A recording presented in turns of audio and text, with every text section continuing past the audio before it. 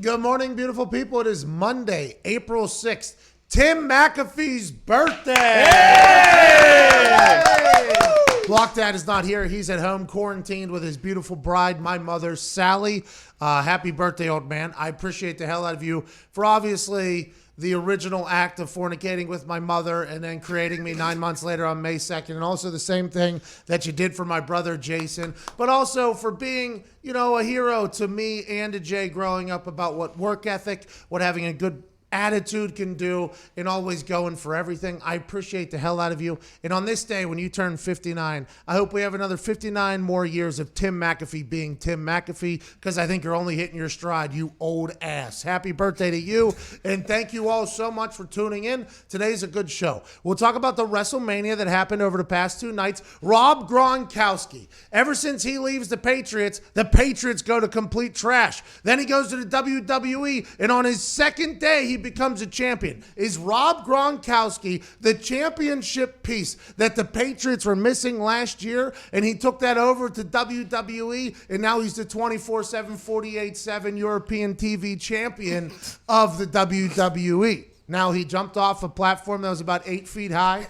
He appeared to be a little bit scared, a little bit timid, but he went and made it happen, pinning his best friend, Mojo Rawley, then giving him a couple stomps on the way out the door. Congratulations to Gronk. Congratulations to the WWE. And congratulations to us for having something to watch for about 9 hours over 2 nights. Now, it ended at 10:24 last night. That's the earliest a WrestleMania has ever ended in its entire existence. Thought that thing was going to be until 11:30 midnight, but a lot of big news happened. There were some matches that were a wasted time, some things that shouldn't have happened, but all in all, I think with the circumstances that were, the WWE put on a hell of a show. Now, there's going to be people that hate everything, as is the world, especially in today's climate, but I think WWE should be very proud of what they pulled off. No fans, no nothing. And the ability to build up this massive thing as if it was a WrestleMania, as opposed to just another show like Raw, NXT, or SmackDown, was pretty impressive. Our guy Drew McIntyre, who joined McAfee and Hawk Sports Talk on Friday, is the new heavyweight champion of the world, defeating Brock Lesnar in about 4 minutes. Pretty impressive stuff. John Cena opened up his entire life of failures for Bray Wyatt and The Fiend to create a Firefly Funhouse match that was honestly unbelievable. If you're not a wrestling fan and you were just watching WrestleMania because you had heard about it and you were seeking for something new to watch, you had already dived down to the deepest depths of the Netflix. You've already scrolled through the Hulu. You've done everything you could possibly do, and you heard about WrestleMania happening. You said, hey, I'm going to check out WrestleMania, and you start watching it. You get to the Firefly Funhouse match with Bray Wyatt and John Cena. It might not make sense to you what they did in there, but if you're a wrestling fan, the amount of shots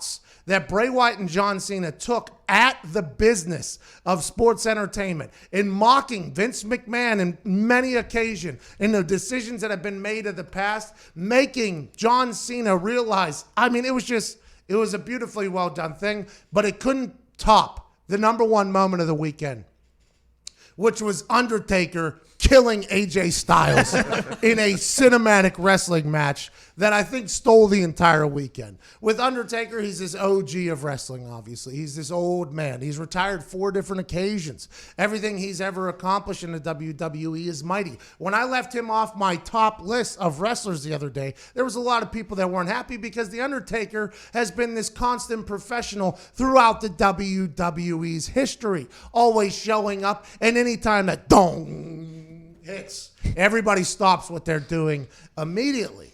And his matches, though, have been a little bit cringeworthy at times whenever he's put up against somebody who can't, I don't want to say carry it, but can't be as athletic as him. Him and Goldberg was one of the worst matches to ever exist. I mean, that is just something that happened. And The Undertaker knew it. The fans knew it. And he wasn't happy he came back. Nobody knew how this AJ Styles match was going to fare. And so what they did was made this cinematic wrestling, a la what Matt Hardy did back in the day, a la what Bray Wyatt and Randy Orton did back in the day with the burning of a house fire match and all this stuff. I loved it. AJ Styles is dead. Undertaker wins. He hops on his Harley, starts a fire. The American Badass rolls off into the sunset. Well, I guess it was the dawn. And I assume they'll be doing this with Undertaker for the next 3 years, and I am all the way here for it. King Corbin lost to Elias in a match that I don't know what they're going to do with King Corbin.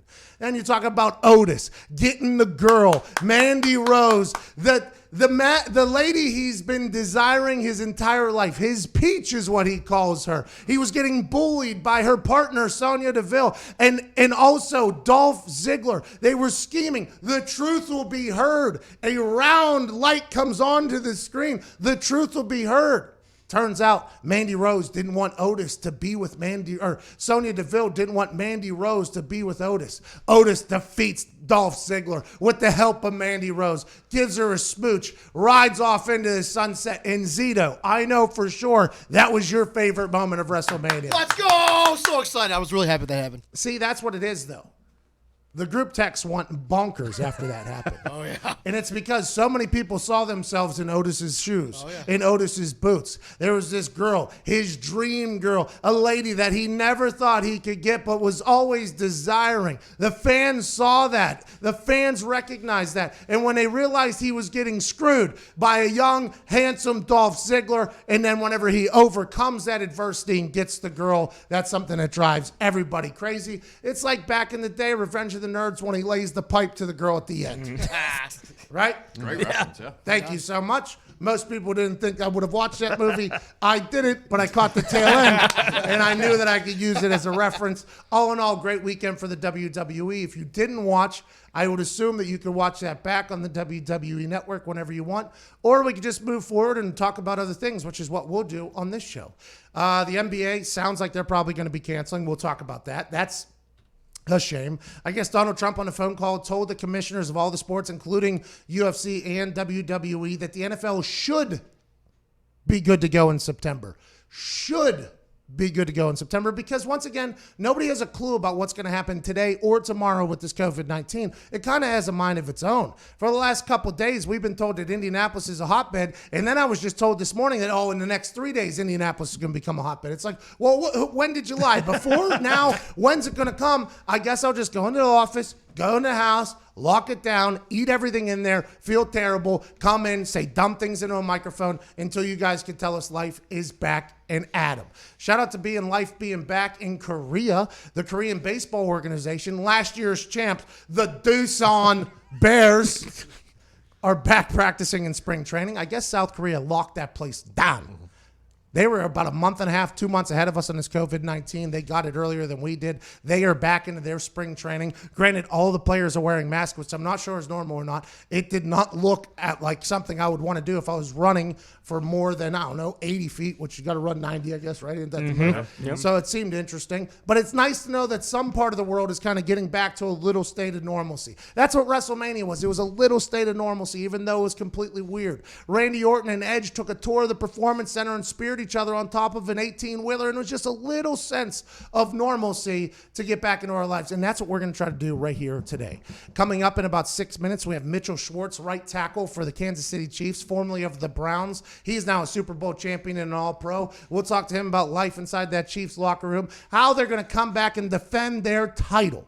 I have no idea how they're going to be able to do it, but I think they're in a prime position to do so. And in the second hour, we have Kyle Allen, quarterback for the Carolina Panthers for about 6 games, lit the world on fire. He has since been traded to the Redskins for a 5th rounder. Now he's with the Washington Redskins. We'll talk about him, his life, his first year, and also hopefully to you. 1-833-622-3331. We want to hear from you. Now, Evan Foxy, 9 minutes, 10 minutes after the hour, Monday, April 6th, Tim McAfee's birthday. Please play some Chase Rice. It's the perfect occasion for a little vacation from the heart of the nation. Not your medication, 2 hours of magic. Let's give it a go. Ladies and gents, it's the Pat McAfee Show.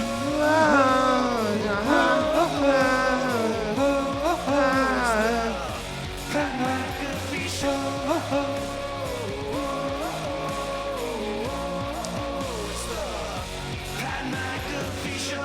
You're damn right it is, Chase Rice. Somebody in the comments said it's all a bunch of BS. Nobody knows a damn thing about the COVID-19. All I do know is that I don't want it because I've heard stories about people who have it, and life is terrible for them. At Nick Moraldo's over there looking fantastic. How was your weekend? Pretty good, man. Just hung out, chilled, watched WrestleMania. Pretty good show. Our guy Elias got his first WrestleMania win over another friend of the show, King Corbin.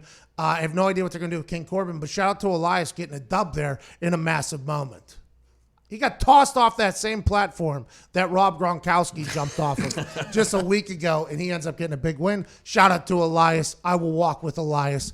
At Tone Diggs is here wearing another salmon zipper up hoodie. How was your birthday week last week? That was great. It's Tim McAfee's birthday. No, nobody cares. I didn't bring it up. Well, I was asking because I just wanted you to know, we appreciated and respected your birthday. It was great to see you come through another trip around the sun, but now it's Tim's birth week, okay? So take it easy. Yeah, I didn't care about my birthday at all. What do you just take it easy? Come about on, your birthday? dude. We're past that. It's Tim McAfee's birthday, bro. It's Tim McAfee's birthday. Yeah. His is important. Mine is not. Oh, Come on, Tony. Thursday, Tone will be attempting a 24-hour treadmill challenge where he says he could walk 48 miles. He has since come off of that number a little bit, but we have put money up for it. We're not 100% sure we can get a treadmill in here, turns out. But if we do, Thursday, 24 hours of digs on the fun run, stay at home, straight to the dome, COVID-19 walk marathon.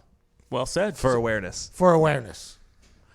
You prepped this weekend, I heard. You went on some walks? I did 6 miles on Saturday, 6 miles on Sunday. Just, get the body loose, get it used to it. Not bad. Now, in that particular walk, though, you did have your significant other next to you yelling at you your entire time. Yeah. And she was motivating you Correct. and inspiring you to continue to walk. 12 miles is a long way. I didn't think you could get to 12 miles. So the fact you got to 12 miles in 2 days has to make you feel a little bit, but that is literally 1/4 of what you thought you could do. Do you think you could do 4 times that, what you did? I'm not 100% sure. At Ty Schmidt is here. Good to see you, Ty. Jason McAfee's in the back corner. Cuban Zeta is here looking fresh to death. At Evan Foxy, hope you had a great weekend. And Boston Connor is on the phones, 1-833-622-3331. We have to get to a break because we got to call Mitchell Schwartz on the other side. Kansas City Chiefs tackle. What a life they're living, the Kansas City Chiefs. They're sitting at the top of the mountain saying, hey, COVID-19 took OTAs away from everybody. Doesn't matter to us. We got 98% of our starters back. You want to be on lockdown? No big deal. We just got done being drunk for a month and a half. Lock it down. We'll talk to Mitchell Schwartz and also to you on the other side. This is the Pat McAfee Show. Tim McAfee's birthday, Monday, April 6th.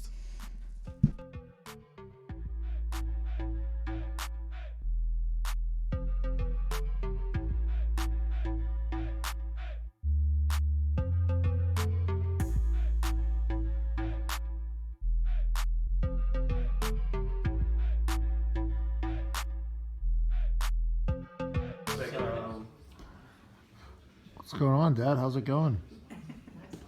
The left way. Dad, have you ever lost this game before? No. Okay. It's not your first time I ever played it. Don't matter.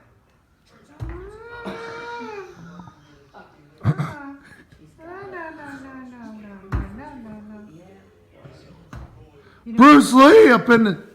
What's going to happen tomorrow? He'll be at work saying, my nose. Sally McAfee in the background talking shit.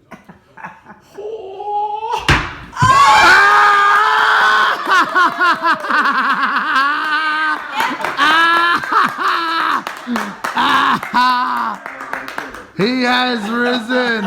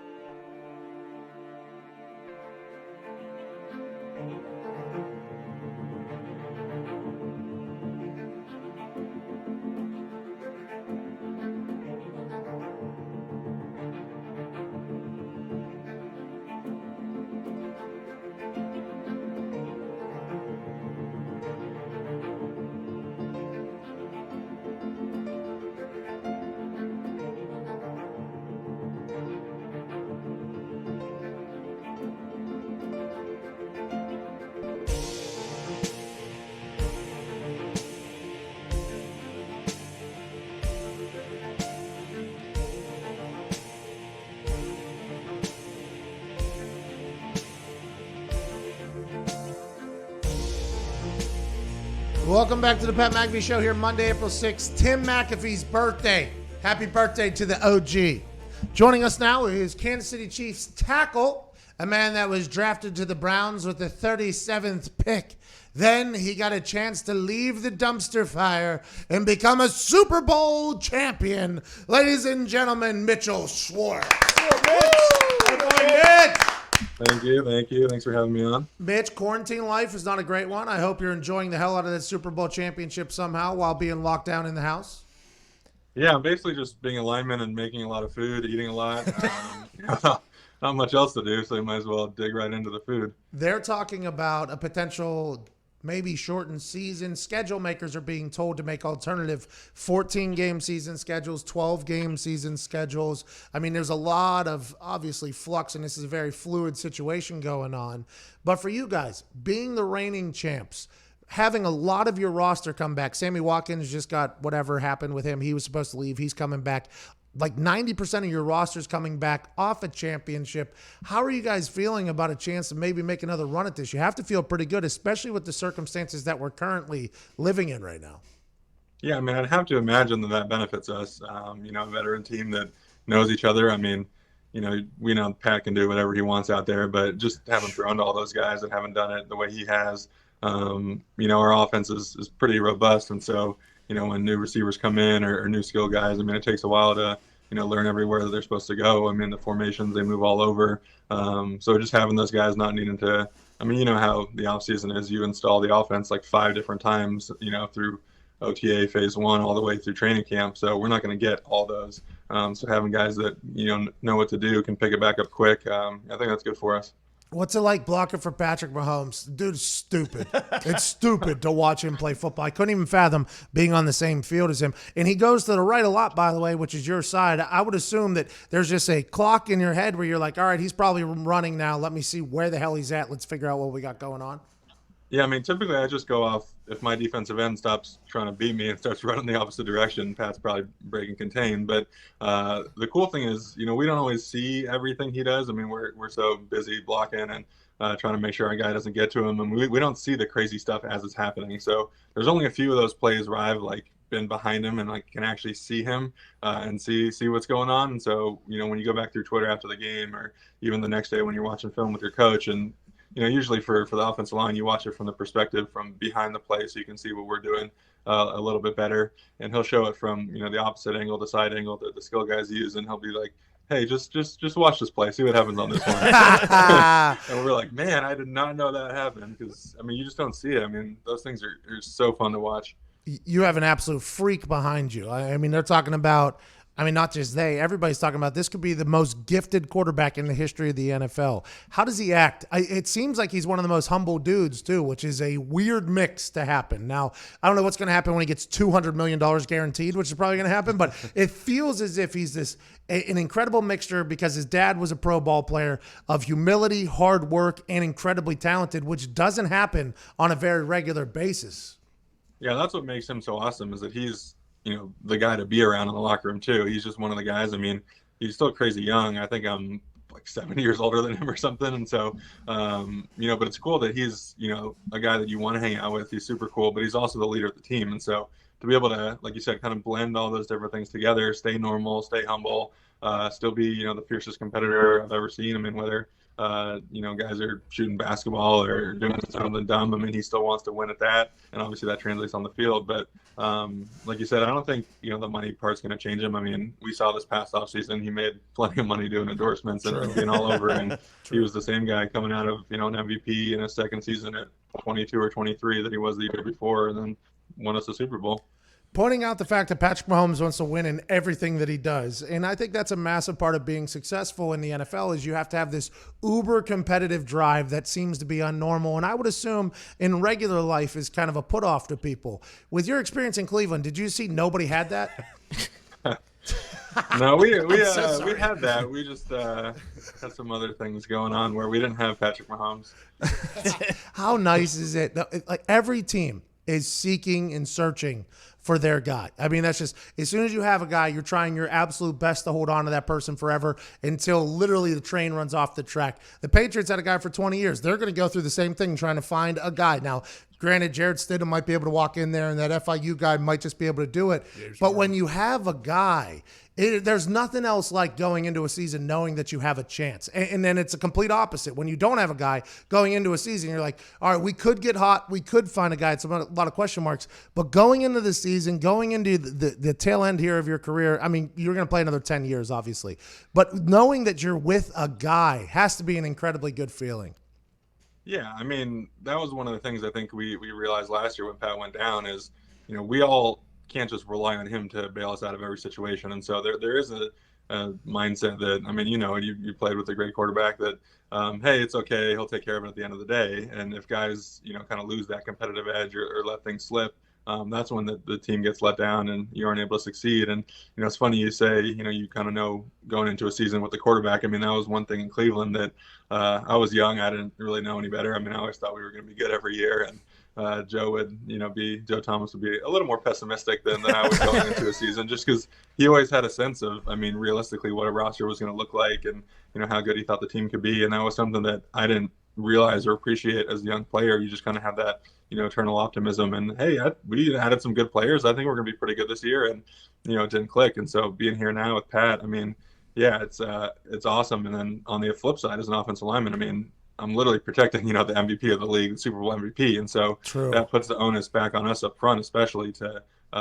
do our best and, give him as much time as possible. And, we don't want him to take hits, to get hurt, any of that stuff. So it's a big challenge. I didn't even think about the pressure on the offensive line whenever you do have a guy that's going to get $200 million guaranteed standing behind you. I didn't even think about you sitting there in your set. All right, there's a guy that's worth a building behind us right now. A skyscraper.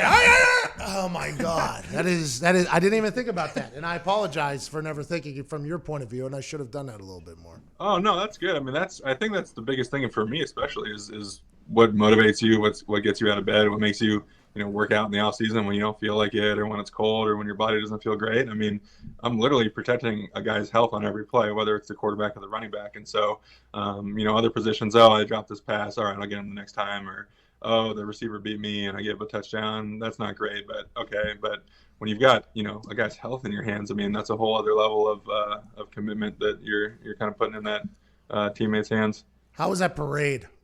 It had to be electric. Did you see the car chase before the parade kicked off? I mean, that thing was going from 9 a.m. all the way through with an incredible car chase, and then you guys came through with your ski glasses on and just shut it down. Yeah, that was awesome. Credit to Pat and Oakley for that. He got us that, overnight express and, had us looking right. Yeah, the Kansas City fans, I think Kansas City itself is like 400,000, 500,000 people, and 1.2, 1.3 million people were at the parade. So they came in from all over. I mean, they said the hotels were sold out.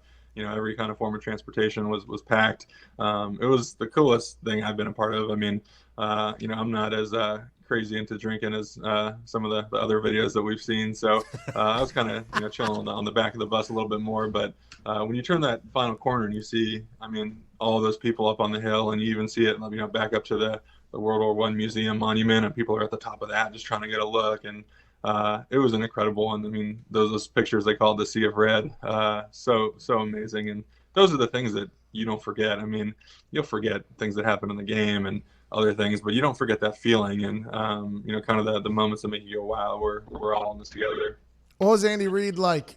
What were your expectations going into the Andy Reid program, and then what was it afterwards? Whenever you come from Cleveland, you've probably heard, everybody knows of Andy Reid. Everybody hears people saying glowing things about Andy Reid. Then when you get in his system, was it confusing? Was he awesome? What was the expectation versus reality like with Andy Reid? Yeah, like you said, everyone knows about him. I mean, that was the cool thing, I think, leading up to the Super Bowl is, people kind of get tired of all the fake media stories, but there were so many awesome stories about Coach Reid, as a person, as a mentor, what he's done. And so, that's one of the driving forces for guys, I think, to come to Kansas City is knowing the foundation he's built. From the offensive line perspective, we do throw the ball a lot. I mean, that's pretty obvious. And so, O-linemen don't necessarily love, pass protection, but the thing that makes it O-line friendly is, he mixes in screens, he mixes in play actions. Everything in the pass game is so on rhythm. Another thing that people kind of take for granted with Pat is, he's making these rhythm passes. He's not just playing street ball all the time. And so, the offense is so precise and so fast and efficient that the ball's out fast. I mean, that's an O-lineman's advantage. And then just being around Coach Reed, I mean, he is an O-lineman. He's got, our sense of humor. He doesn't, let it out too much. There is, kind of the boss aspect of maintaining that kind of working environment. But, seeing his, wry sense of humor and, those Saturday night meetings before games and, it comes out and, just an awesome guy to be around. And, the biggest thing for me is, getting to Kansas City. I had already had 3 coaches in 4 years. And, every new coach, they try to have 20-minute team meetings and all these speeches. And, coach isn't about that. He keeps it short and sweet. And then he just trusts us to do our job. Well, it worked out. And the team is a veteran-led team now going into next year. You've been there, done that. You've been down 21 in games. You've been down to – what were the huddles like whenever you guys were down a remarkable amount and then scored 28 points in one quarter? Was there just an untouchable feel in that huddle whenever you're down, I don't know, 20 points, 3 scores? You look up there and you go, meh.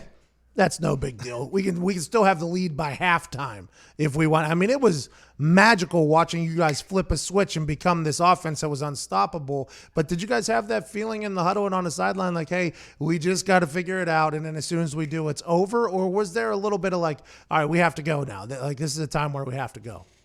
It's a little bit of both. I mean, we know that when we're doing it right, it's pretty impossible to stop. I mean, we just have too many good players, and if things are broken down, like we've said, I mean, Pat just makes it work somehow. So we got the confidence in each other. I mean, typically in those situations, I mean, there's the human nature element of we're down 24 points at the beginning of the second quarter in a home playoff game after a bye, and you're just like, man, that didn't go the way we wanted it to. But let's stay positive, let's trust each other. And so there's a little bit of that kind of self-talk and talking to each other. And then once that first thing happens, I mean, I think we scored, like you said, 28 points on 20 plays or something, even less than that. And it just gets rolling, and it's crazy. I mean, it's super fun to be part of. I mean, I've never been part of something like that. I mean, the NFL hasn't really seen stuff like that. And so it's a weird feeling just going out there and just I didn't realize that we scored on 7 straight possessions. You just don't realize that in the moment. You just keep going out there and playing. And then someone says, hey, you just scored 7 straight touchdowns, right? It's like, oh, all right.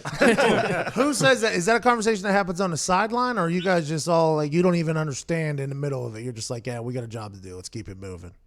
Typically, that's kind of in the fourth quarter towards the end as things are winding down. I mean, game's in hand a little bit, and they're showing those graphics on the Jumbotron. And, damn! Yeah, did what? They threw up a thing that said, hey, if we score another touchdown, just so you know, there's not going to be any fireworks. We ran out. We scored too much. All right, boys. Awesome. Cole quit. Let's get a punt. We don't have enough fireworks.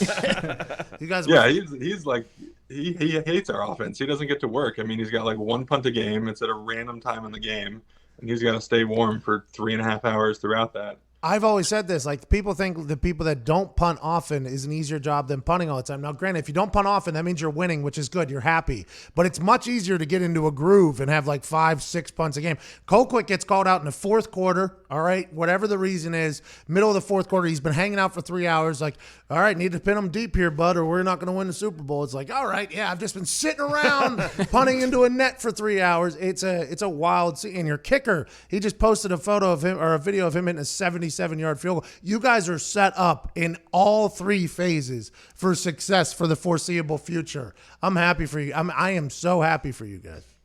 Thank you. Yeah, that was one of the cool things. I mean, coming here, Coach Tobe, I mean, his name was, floated for head coaching stuff the past few years, and just the job he's done on special teams. I mean, we put up at the beginning of OTAs kind of, team goals for what the offense, defense, and special teams wants to be. And, the goals are always being number 1. And you look at the past, 3 or 4 or 5 seasons, and it's all top 5. It's incredible to have that good of a special teams unit every year. And, especially in this day and age when you're kind of not keeping those veteran guys quite as long, you're rotating the younger part of the roster that does play on teams. I mean, he's got to totally revamp that every year. And, we got our old guy in Dustin, but everyone else seems to be pretty young.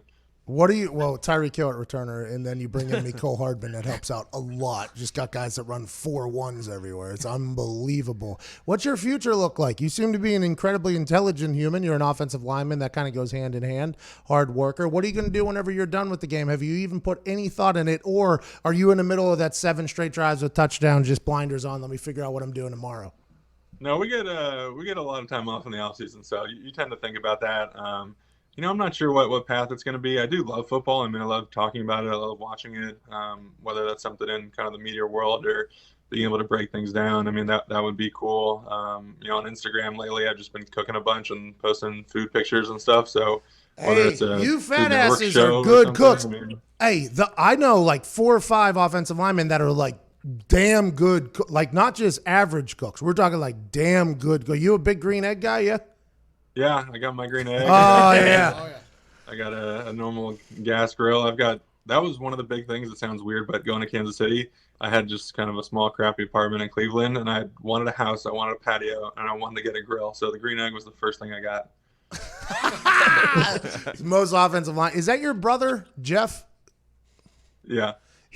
I think he does really good stuff on the internet and on the television. I think he's done a great job transitioning from the game and into the whole media world. I would assume that's a good blueprint for you to have right there in the house. Yeah, I mean, let him open every door for me and just slide right in. No, but the thing with him, which is even more awesome. I mean, a lot of the O linemen that tend to be on media won a Super Bowl or play with the Giants for 8 years or New York or some sort of kind of big market, kind of high profile career. I mean, he played 8 years, but he was a late 7th round draft pick. He played for 5 or 6 teams and bounced around. So to have the media career he has, I mean, that's all hard work. That's all earned. And, I don't know what the future holds for that, but it seems like he keeps getting more gigs, which is awesome to see. Well, Mitchell, we appreciate your time. Try to stay upbeat over there in the quarantine. Cook the hell out of some food. And I can't wait to see you guys get back on the field. You guys were fun to watch this past season. Ladies and gentlemen, All-Pro, Super Bowl champ, right tackle of the Kansas City Chiefs, Mitchell Schwartz. Cheers, man. Thank you. Appreciate it. Thank you, man. Have a good one. Good conversation with the guy right there. Good conversation with the guy. By the way, I would have been the one on the sideline that would have walked over after 4 straight drives.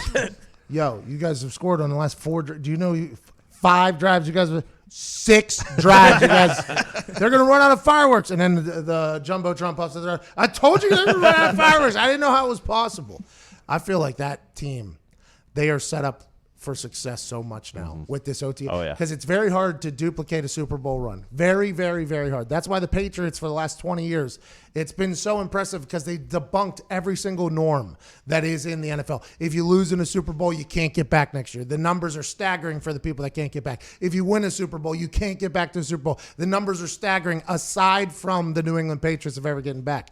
Now with these unprecedented times, it's almost like it's assisting the teams that got the Niners. Their whole team's coming back. They already got their offensive thing set. Then the Chiefs, their entire team's coming back. It just is a very interesting time here, and I'm excited to see how it kind of, interrupts the season. Now, granted, there should be a season, is what the president told the commissioners. There should be a season by September.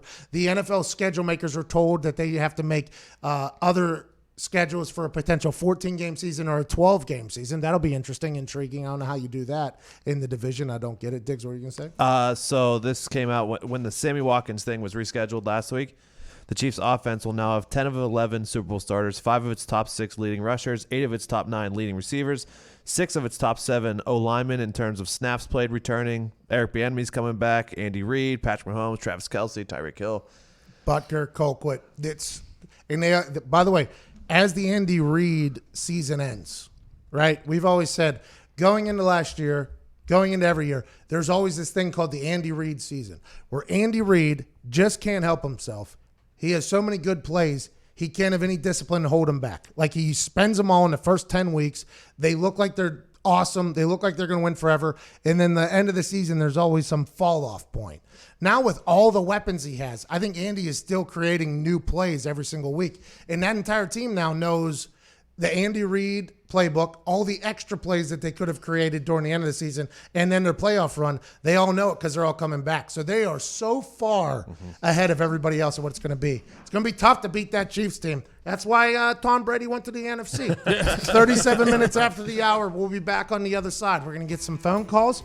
We got Nick, Grant, Noah, Jackson, Louise, and Paige. Can't wait to talk to all of you. And also, we'll get into the YouTube comment section during this commercial break. You're listening and watching The Pat McAfee Show, Tim McAfee's birthday, April 6, 2020.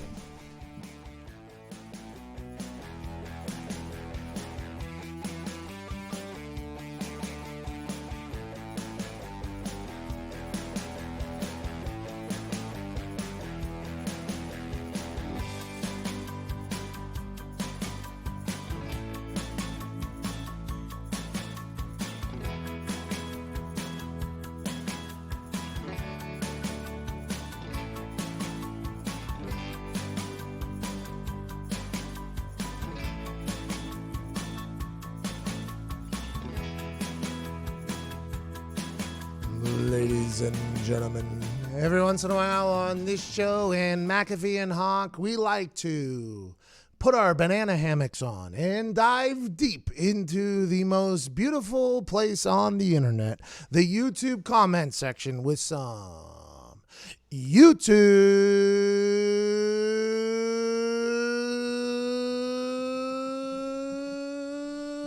questions.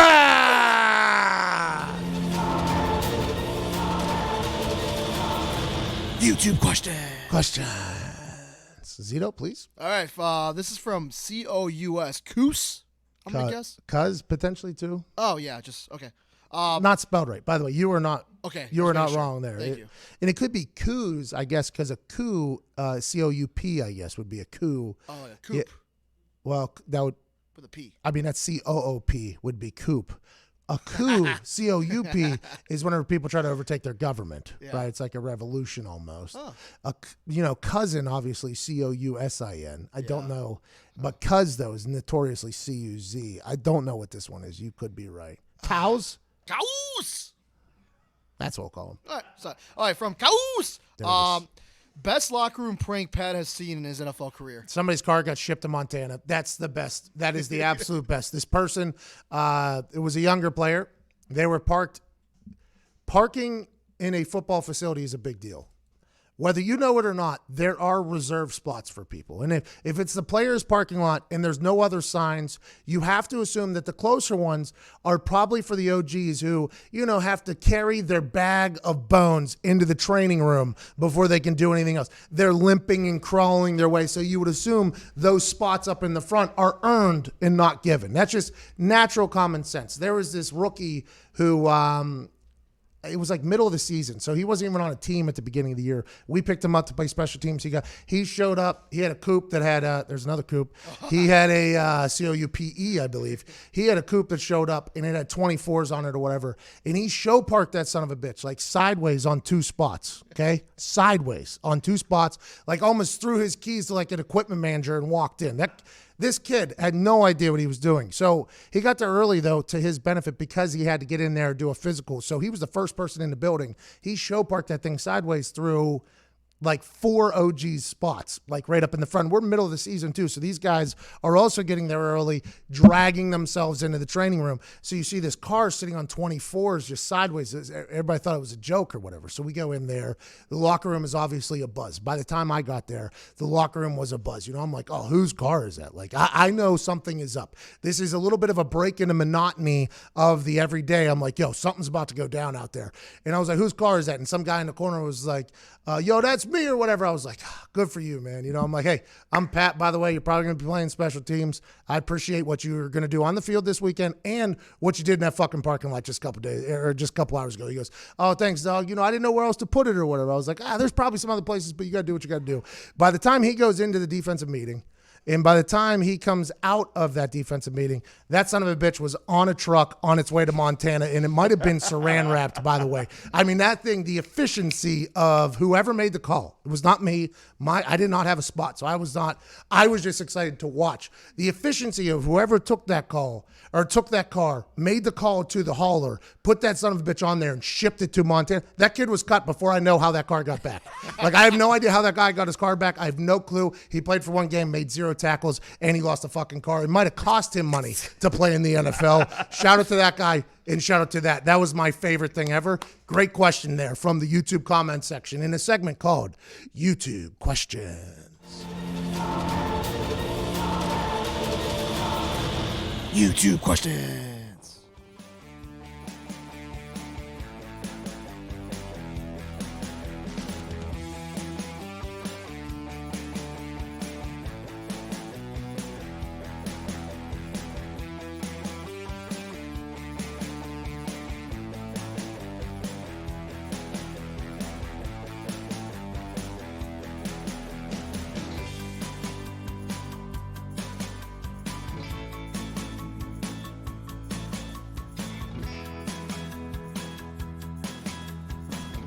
With all the uncertainty in the world, feeling safe at home has never been more important. It's why I want to talk to you about Simply Safe Home Security. Thanks for talking to us about that, No Dick. problem. They're longtime friends of the Pat McAfee Show, and for good reason. Simply Safe has made it easy to finally get comprehensive protection for your home. There's no technician or salesperson that needs to come and disrupt your house. You don't need to pay an outrageous monthly fee or sign a 2-year contract. You just order online, set it up yourself in under an hour, and your home is protected 24/7 with emergency dispatch for break-ins, fire, and more. Just 50 cents a day. Wow. And we're not the only fans of Simply Safe. U.S. News and World Report named Simply Safe Best Overall Home Security of 2020. Right now, when you head to simplysafepat.com, Pat's listeners will get free shipping and a 60-day free risk-free trial. That's simplysafepat.com to make sure they know that our show sent you. From Simply Safe and all of us here, wishing you safe and good health. Okay. Music cuts off there on Diggs. Diggs is a music cutter there.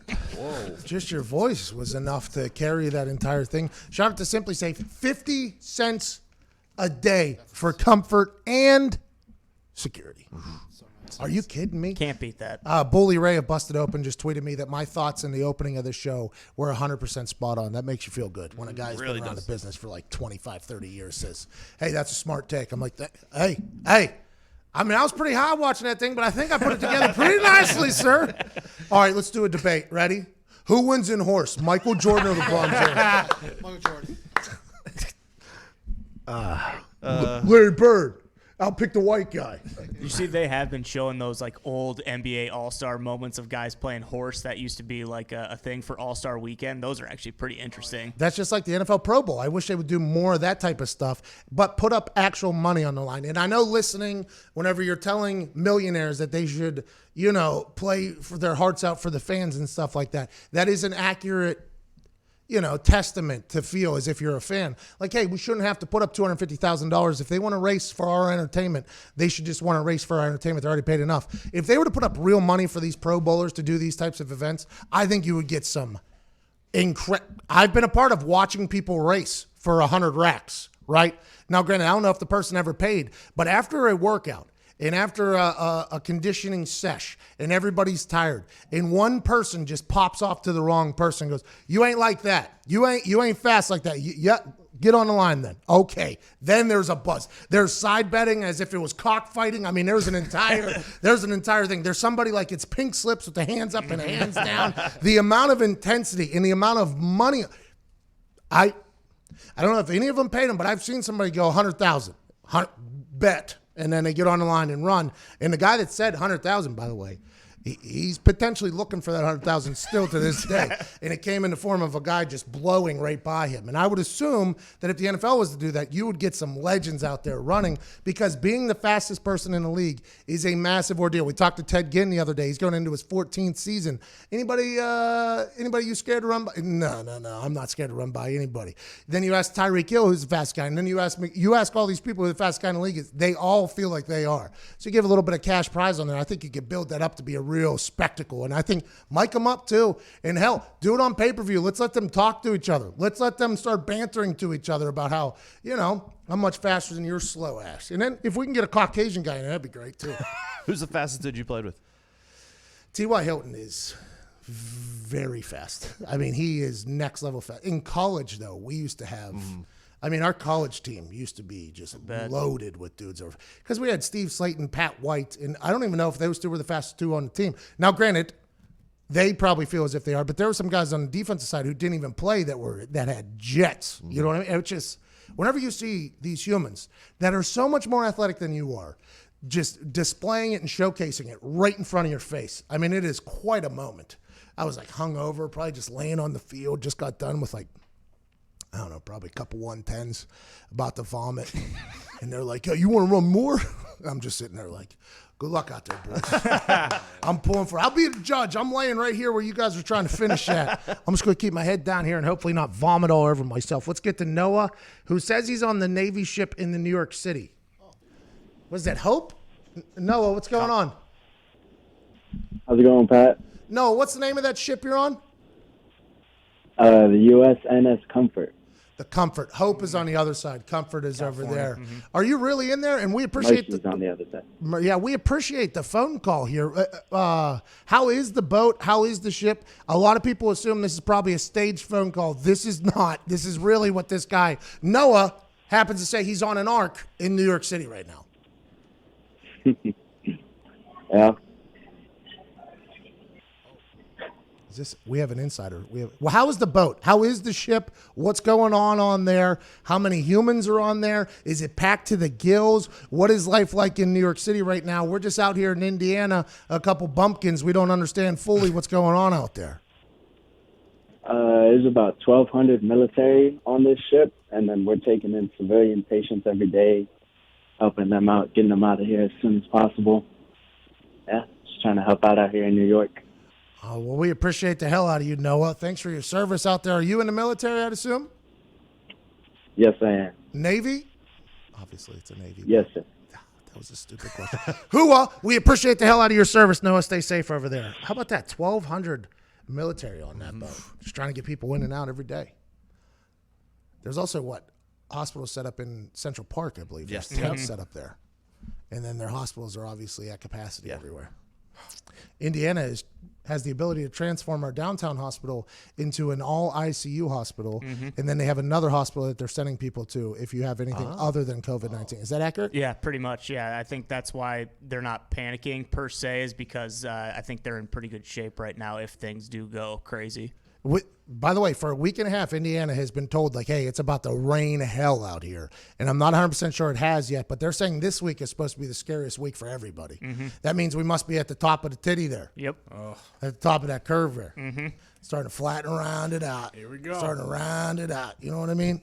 Top of the roller coaster. We don't want them big curves. We want nice flat curves. Yeah. Mm-hmm. These big curves have been a real pain in the ass. You've got to flatten the curve, they all say. Dr. Fauci says we're trying to flatten the curve a little bit.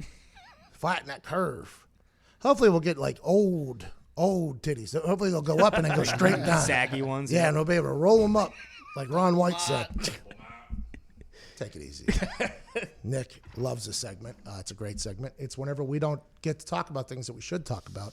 Nick reminds us of those things and things that are happening with our friend, Nick. Thank you, Pat. Things that are happening brought to you by Manscaped. Manscaped offers precision-engineered tools for your family jewels. Go to manscaped.com and get 20% off plus free shipping with the code AMERICA. There was a report floating around on Twitter that Dana White and Vlad Putin, of all people, had reached an agreement to travel for UFC lightweight champ Khabib to come to the U.S. to take on Tony Ferguson at UFC 249. That's happening on April 18th. That is fake news. As Dana White tweeted, that is absolutely not true. The card is happening, but Khabib is out. He will announce the new card today. Okay, I think he said that is fake news because he does not want to be linked with Vladimir Putin, I would assume. That's being 100% serious. Because Ariel Helwani saying Dana White and Vladimir Putin have reached agreement. That would mean that Dana White is in conversations with Vladimir Putin. Dana White says that is not true. The card is happening, but Team Khabib is out. I would assume he says no, because he doesn't want to be associated with doing deals with Vladimir Putin. I'm not 100% sure. I might be wrong. I do not know Dana White, but I would assume that is what his reaction is too. I might be wrong. I don't know. And maybe him and Vlad didn't come to an agreement. You know, maybe they were talking. And he goes, "I do not send my killer." Good stuff by Dana White. Still keep it moving. He was on that call with the commissioner yesterday. I'm intrigued to learn more and more about that call whenever it finally all comes out. A 4-year-old Malayan tiger named Nadia was confirmed to have contracted COVID-19 in the Bronx Zoo. There are 3 other tigers, including the sister Azul, and 3 lions Son who of a developed bitch! coughs and are expected to recover. Okay, because I got 4 little lions in my house. The last thing I need is Teddy 10 Toes or Scootsy 3 Legs getting that COVID-19. I've heard this thing is terrible. Dogs can't get it, but felines can.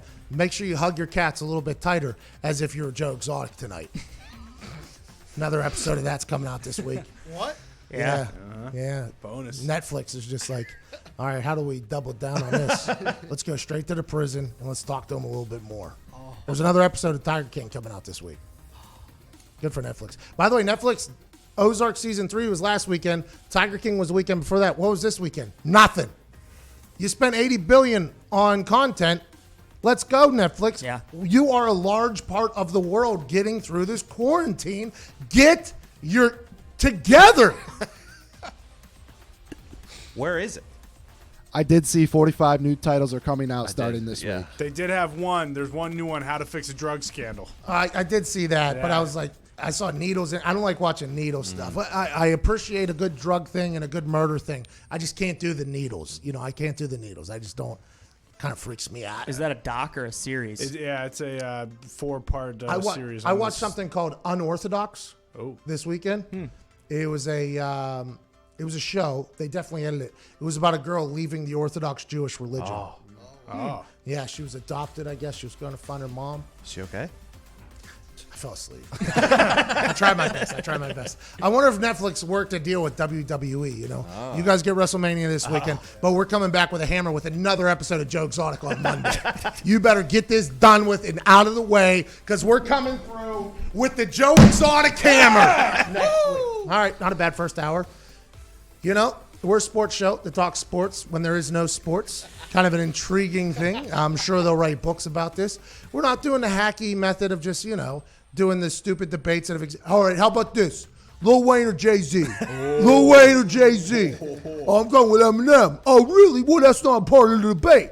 Jay-Z, Hov, he's extra, man. He's been around a long time. Yeah, but Lil Wayne took over, man. He hit that thing with that Wayne train.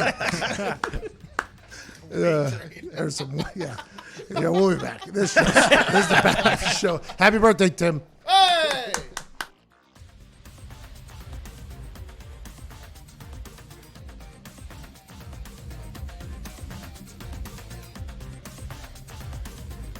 Kirk Herbstreit came out earlier today, or I think it was posted earlier today. He said something about, I don't see any way that the NFL season even happens or starts on time. And he says the same for college football. What do you think about that? I think it's a possibility. I don't think it's a probability, though. I think that kind of fear mongering is not what's great right now. I think what I worry about is people having some sort of hope in this time, and I don't think it's right to just throw an arbitrary date on the board. But I do think it's important that people are smart about what they're doing and who they're interacting with. But I don't see how the numbers don't start leveling off soon. I mean, everybody that I know, and again, we're talking about 1 and 2 degrees of separation here, are doing the right things, and quarantine and being smart and washing their hands and taking care of themselves and being alert about how they're feeling all the time and eating the right way. I think there has to be some sort of flattening of this curve like they're talking about.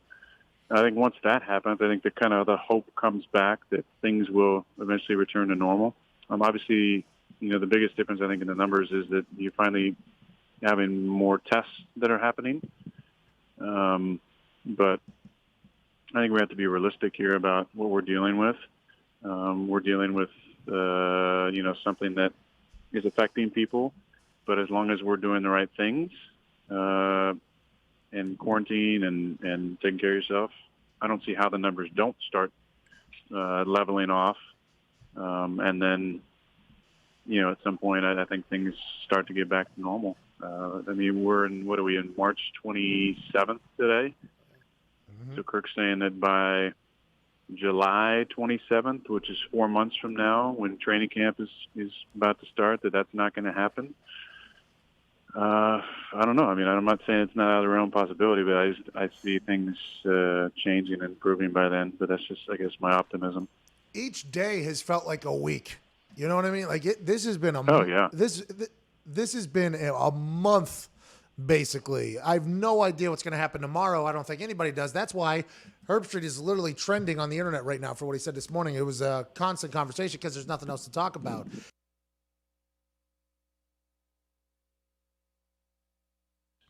In the following weeks, there will be various. Pat, are you wearing pants or are you just wearing shorts? Because I'm concerned that it's a. All right, you have shorts on. Look, with you, I don't know. I just want to make sure you have some kind of pants on. I was on television. I forget. It was ESPN or something like that. And I got a text from Stephanie McMahon that said, "Are you wearing pants right now?" And it was jeans. I was wearing jeans. And she was almost like offended that I was wearing jeans. She was like, I thought you only wear jorts. I was like, so that's on me. I didn't even know that you owned long pants, actually. It was cold. It was cold. I was soft. I had to put the pants on. That's on me. But next couple of weeks. There's a joke there, but it's a family show. It's not, actually. But yeah, I got you. Yeah. What you're seeing here is once upon a time sure-footed NFL punter Pat McAfee attempt the impossible. It's a long way up there, McAfee, all the way to the top rope. Are you kidding me? Here comes disaster. There is no way. Oh my God, Stone Cold in the background looking on. How on earth did this idiot pull this off? Picture perfect moonsault. Well done, McAfee, you didn't die. Okay, this is too far. Pat, calm down. Let's get it. Let's go. Dream house is a tour bus.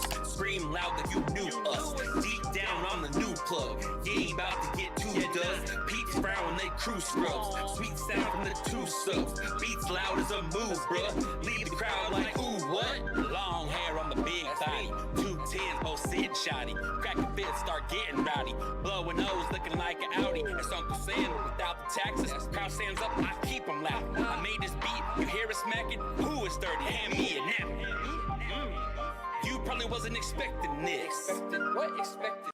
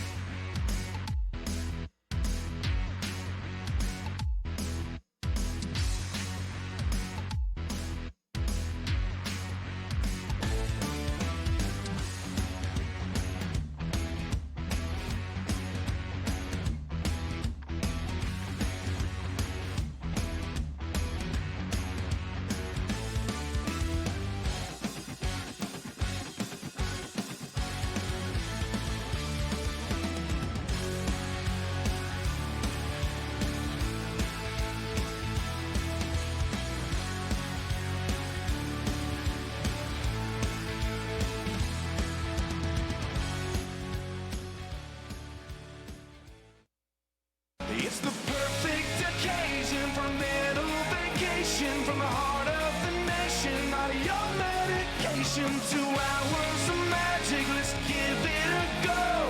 Ladies and gents, it's the Pat McAfee Show. It's the Pat McAfee Show.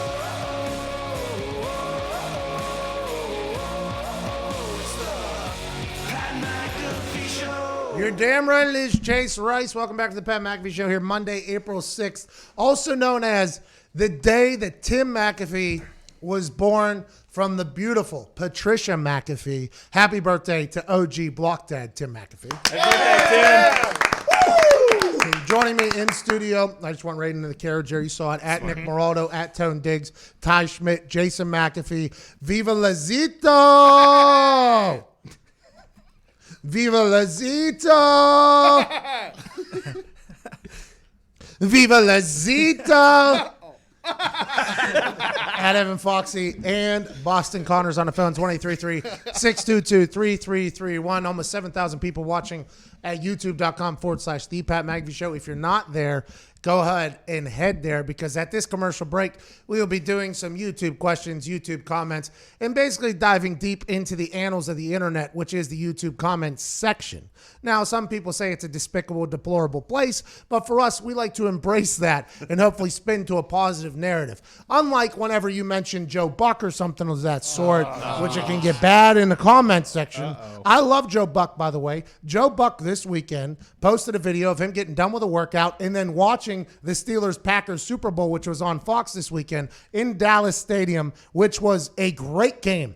Our guy, A.J. Hawk, congrats on winning the Super Bowl yesterday. Our guy, Aaron Rodgers, congrats on winning the Super Bowl yesterday. And to our friends, Nick and Diggs, who are diehard Steelers fans, real shame have to watch your team lose like that. Visor Roethlisberger threw 45 interceptions. Couldn't watch it. I put it on for one play, and it was too soon. Maybe 10 years later. I forgot how good of a game that was. Great game. Great game, both sides, by the way. And although Roethlisberger did throw 7 interceptions to that Dom Capers defense, his throws to the back of the corner to both Hines Ward and to the boys was beautiful. And then Aaron Rodgers answered that thing. Him and Donald Driver were quite a connection there for a while. Oh, yeah. A lot of people forget about, because I think Driver's come out and spoke.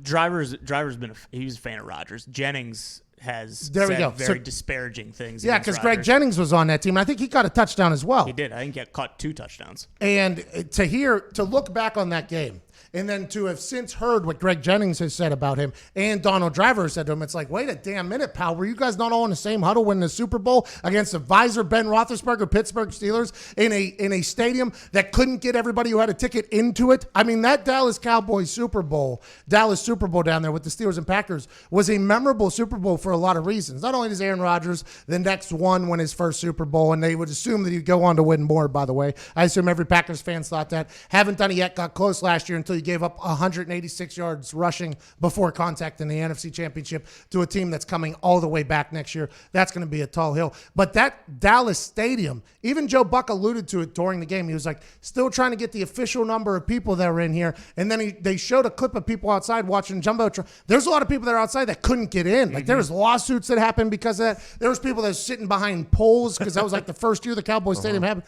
I mean, that thing was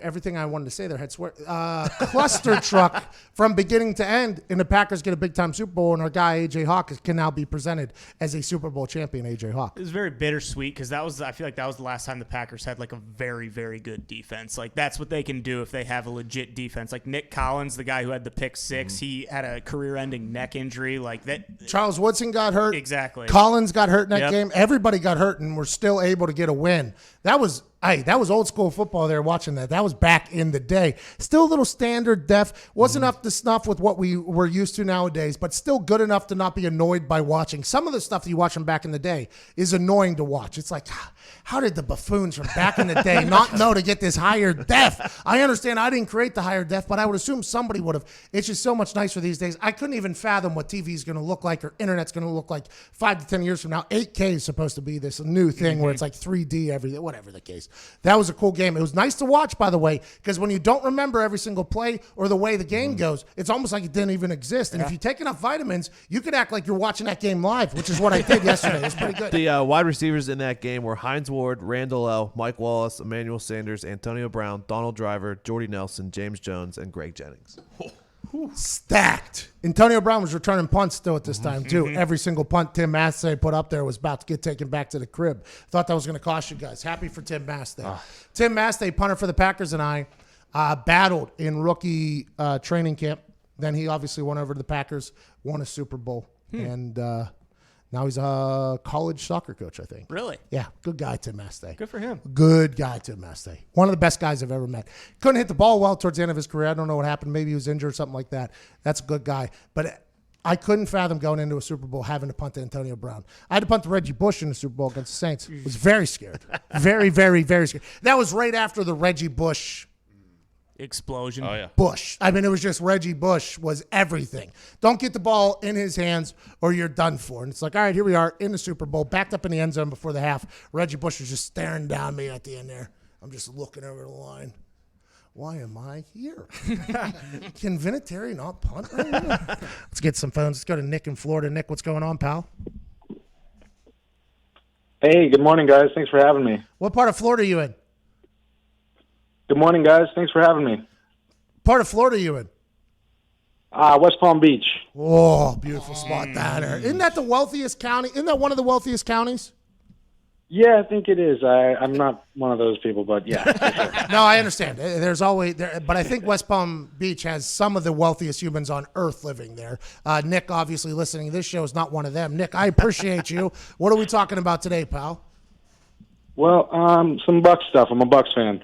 So it seems kind of like Brady picked the Bucs because, the chance to be an underdog again. And kind of seems like the media is already pinning him as washed up. Do you think Tom going to like a losing organization makes him any more dangerous?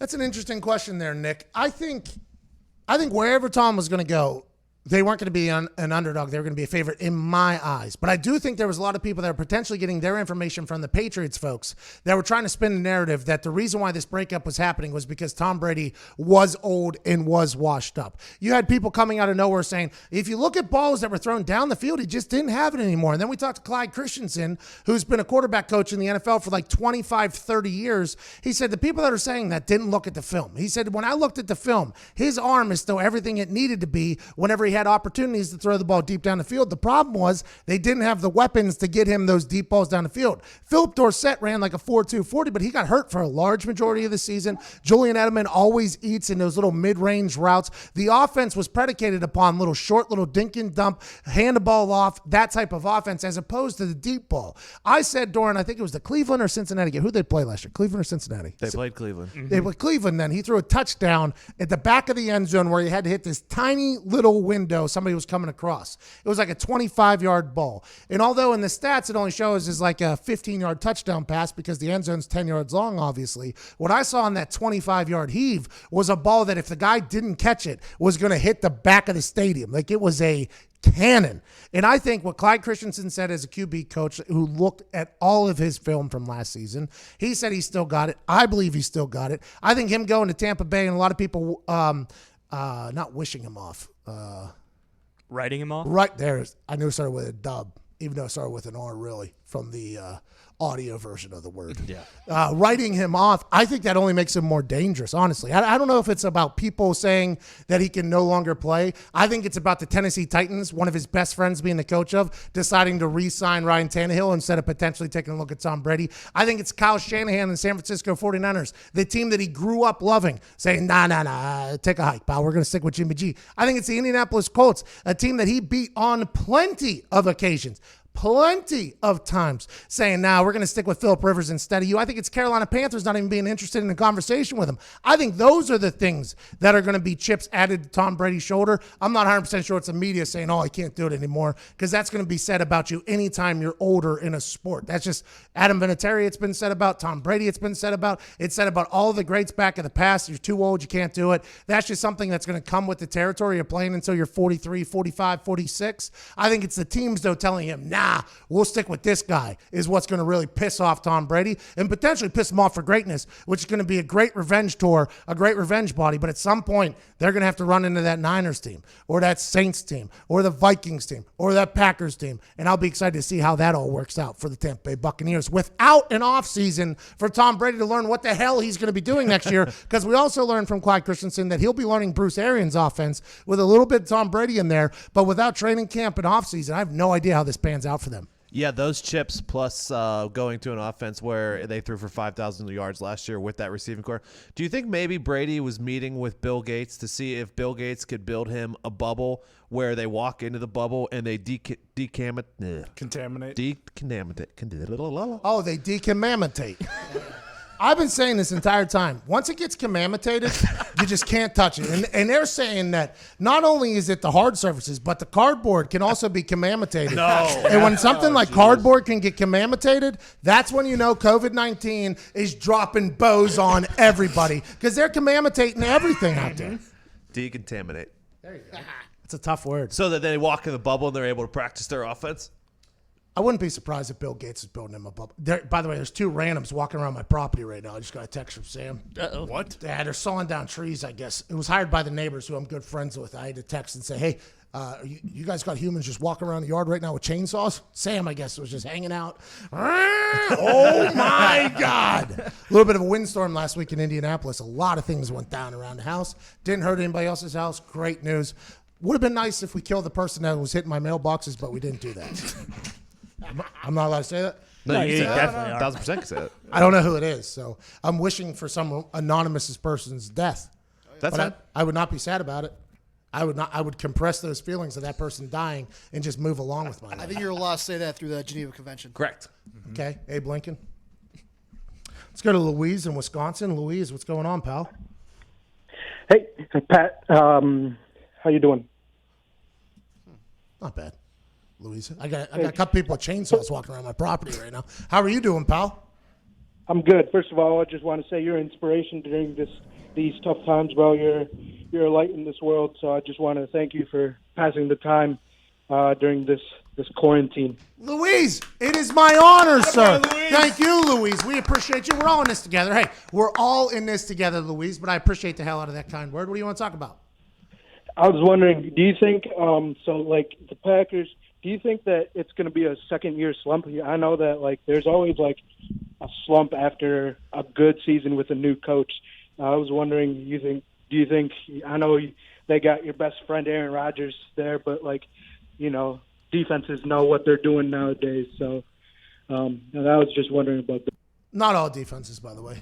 Not all defenses know what the hell they're doing nowadays. Great question there by Louise, and I could understand how you might be concerned. I think the thing I'd be concerned about is not the offense in the second year with LaFleur, because you still have Aaron Rodgers, who has openly admitted that he can see hole 18, and he's not going to let a year waste just because of whatever, a second year in an offense. He's probably thinking they're only going to get better, because if you look at last season, that offense was not generating a lot of buzz there early. It was a lot of the defense winning games. And towards the end, they were kind of starting to figure it out. He was starting to understand the offense. That's why you saw Aaron Jones have massive games, because he knew when to check and all that stuff. So I think they're only going to get better. Now, granted, they bring in Funches. If you can bring in Funches and get him to play his absolute best, that's another weapon that can open up Devontae Adams if you need to.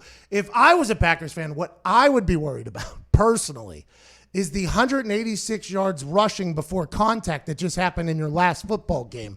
How have you fixed that problem? And have you given an extension to the defensive coordinator that had that happen against? That would be where I would be concerned, and my concerns would revolve around, but I might be wrong in this entire thing. No, I mean, yeah, the offense wasn't great, but I think at the end of the day, you just kind of expect that they'll get it figured out at some point. And if Rodgers absolutely needs to win a game, he's still a guy that you want out there over just about anyone else. But yeah, their defense stunk last year. I mean, they were very opportunistic, but they also won a lot of one score close games. So it's one of those things where, that stuff typically changes from year to year. So we'll see. Who knows? We might not even have a season. So Whoa! Ty. Ty! Why'd you have to be so negative down there towards the end? Yankees fans. Well, 15 minutes after the hour, we have to get to a break. We'll do YouTube questions during the break at youtube.com/The Pat McAfee Show. We still have Paige, Andrew, Jackson, Kane, Grant, Joe to get to on the phone, and Kyle Allen. Massive last 45 minutes of this stupid show. Over 7,500 people watching this thing right now, concurrent live.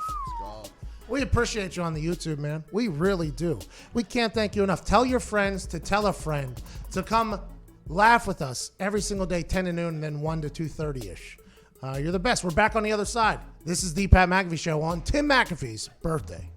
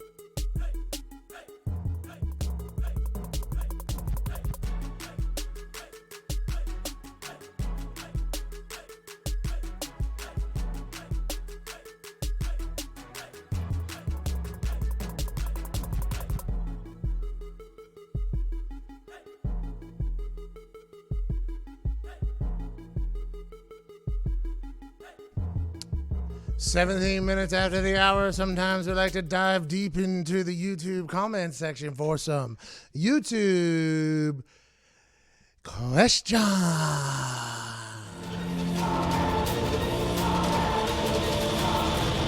YouTube questions. Zito, please take it away, pal. All right, so there's a lot of Joe Buck slander, but I'm going to go past all that. We like Joe Buck. And that video that he posted, by the way, yesterday was awesome. Everybody talks about that touchdown grab in the corner that was electric, but anybody ever think about how perfectly called that was by Joe Buck and how big of a moment that was for Joe Buck and his family with Troy Aikman there? And they make just a perfect call in the perfect moment for the perfect opportunity. Everybody hates the guy, but you can't say he didn't do a fine job every time he gets in that booth. Well, I guess there's sometimes he said he didn't do great. He said he overreacted to the Randy Moss mooning thing. He's also forced down people's throats. He understands that. Joe Buck's a good guy. He does not deserve all the hate that he gets. So we got a question here from Stingen Van Tilburg. Should players' salaries be lowered if NBA NFL season is shortened? What happened over there overseas? Cristiano Ronaldo, Messi, and them. Messi. Cristiano Ronaldo did too, didn't he? Can we get their? Yeah, with Juventus. Okay. They basically waived 4 months of their salary for the team to stay afloat. Which is a few $100 million, I think. Yeah, it was right? $100 million. It worked out to 4 months salary, by the way. $100 million. Those soccer players over there, they get broken off. And that was a conversation my family and I had to have whenever we were in college or in high school. Do I want to go and run 7 miles and get rich overseas? Or do I want to run 3 steps and get kind of rich here in America when deciding whether or not it's going to be soccer or football? Hindsight. Now, if we could have instituted a gene where I would have enjoyed running, I think maybe soccer would have been the right move instead of football. But I think with the soccer players doing it, I'm not 100% sure how you get NFL players to do it, especially with the CBA. And the guys that are at the bottom of the roster who have no cash to give. The only players that have been doing it are people that have massive amounts of cash to give up.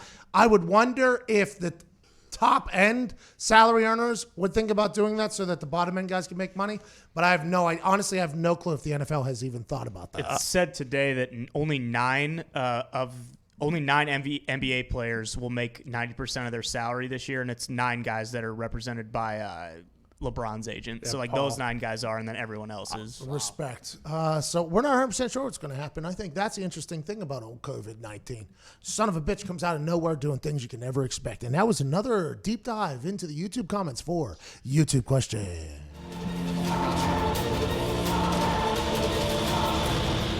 That was YouTube questions.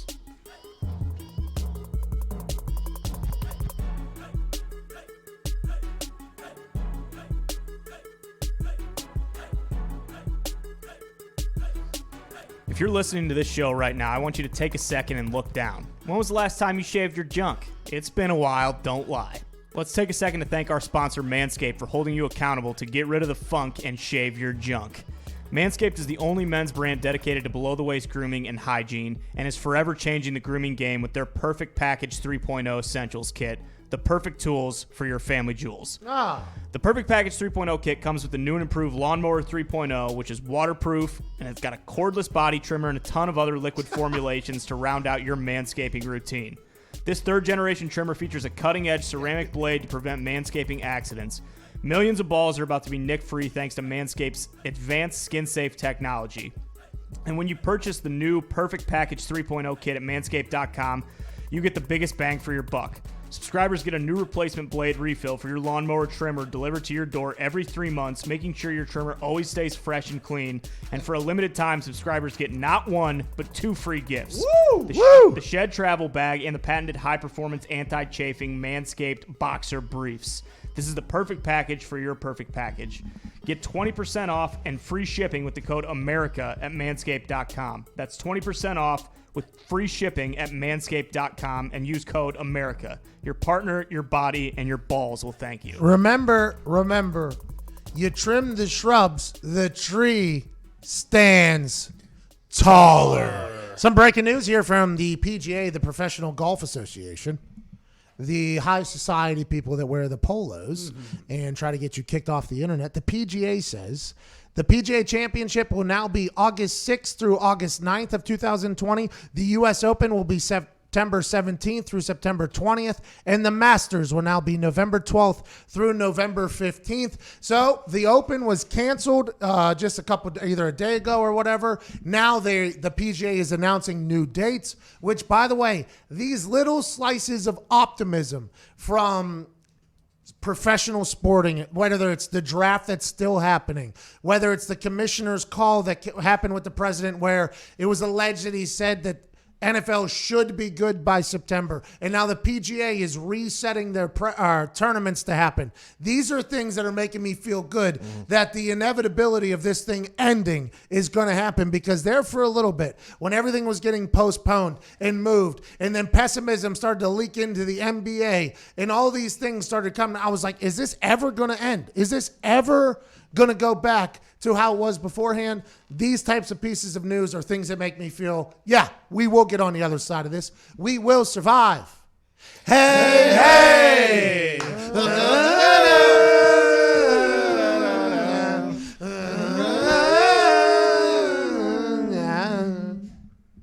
Let's go to Jackson, Illinois. Jackson, what's going on? This call stunk last week, didn't it, Jackson, Illinois? Yeah, pretty sure. Jackson, let's go. Yeah. This is the last one, Jackson. I'll do it. And maybe you were good. I might forget. But this is it, Jackson. This is a quick trigger on this one, Jackson, because you're on last week. You're a veteran in the phone call game. I'm expecting you to have a great call because you're Jackson in Illinois, and I can't wait to hear what it is. Yes, sir. Well, I want to say, first of all, that I'm a huge fan of the show, and I'm sorry that I let you down last week. But I have a Super Bowl prediction for you on the show. I predict the Super Bowl will contain Brady and the Bucks with Mahomes and the Chiefs, and the Chiefs will win by a 20-point comeback. Let's go! Attaboy, Jackson. Great call. Great call. Really went out on a limb there. Wow. Why you got to bury Jackson? He already felt bad. He was apologizing to everybody. Because it wasn't good. That was better than his last call. I don't even remember the last one, so I guess. Me neither, by the way. It was quick. I knew that he was. Did I hang up on him? Was it? I believe so. If that was, I hung up on that guy? Well, he started slow, then there was a pause, and then it was just, what do you want us to do here? Oh, so I had to pull the trigger on him. You gave him another shot, though, back there. I had to. I'm a huge believer in second chances. Well, you need to be a huge believer in your team sucking for 20 years. Stidham, baby, let's go! Let's go to Andrew down there in Pittsburgh. Andrew, what's going on? Hey, what's going on, boys? How we living? Hey, life is good, Andrew. Great to hear from you, pal. I just wanted to call in first saying, hey, what's up from all the boys at Lids? If you guys ever need anything in Pittsburgh, let me know. I want to know, what are the odds we get to see McAfee versus Cole at some point? Oh, my God. Hold on. I was still stuck. You work at Lids? Yeah. Oh, we'll stop by, man. We'll get the custom signage on the side of the hat too. You know what I mean? Get my name in cursive or Comic Sans. You know the options that they have at Lids. I'm definitely doing that for sure, pal. And I used to stop at the Monroeville Mall. They used to have a Lids right there. Used to walk through. Yeah, man. Is that the one you work at? No. So right now I work at the Robinson and Airport one. Oh, double duty. Airport's You need Comic Sans on the hat. My guy Andrews got you. And your second question was about me and Cole battling? Yeah, man, we've seen, you interfered before and stuff like that, man. When are we actually going to get the match, Andrew, that's a great question. Because you know what I think is happening?